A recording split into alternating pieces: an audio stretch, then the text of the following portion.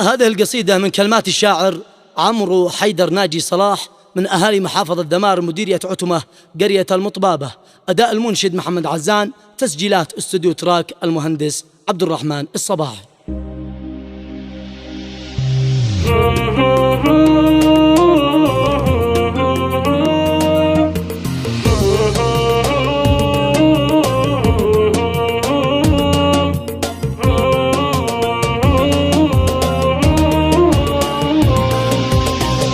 باسمك ابدا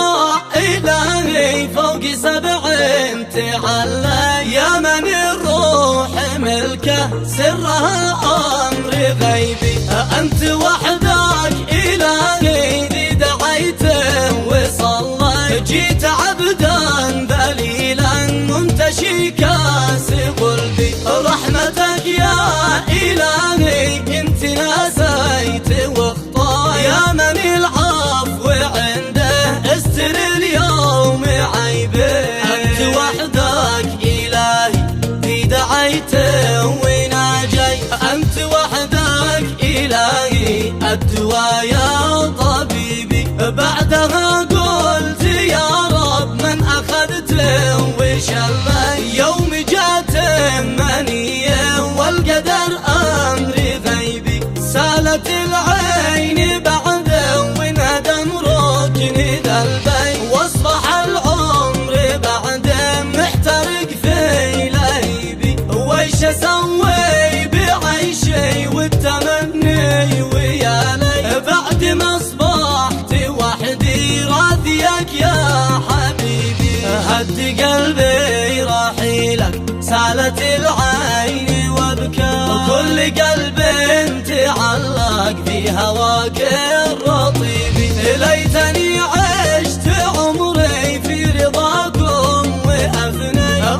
مكتوب احيا بين حلقات نحيبي، عهد مني اليكم عهدكم ما تناسي، ابني امجاد تبقى ارث لك يا حبيبي، منيتك يا حبيبي من لها قد تمني، والقسم باني شيد ارثي يبقى عجيبي، يا باه وينك موجة الحزن حنت، في الحنايا تدوي مثل صوت الرعود، يا باه وينك دمعة العين شنت، مثل سيل تحدر فوق سفح الخدود،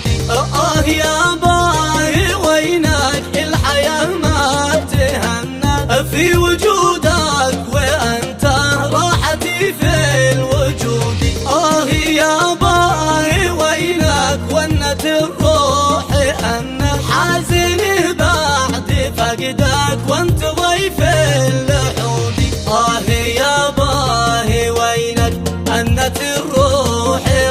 رنت احزان تكسر صخرها والجمود،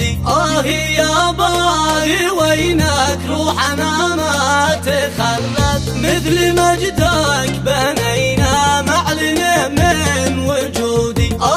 يا باه وينك حرقة القلب بعدك، مثل بركان يشعل بين ذيك الحنايا، يا باه وينك متنا بعد موتك، ميت في همومي والمحازن معايا، يا باه وينك ليتني مت بعدك، موتي هنا حياتي مثل موت المنايا.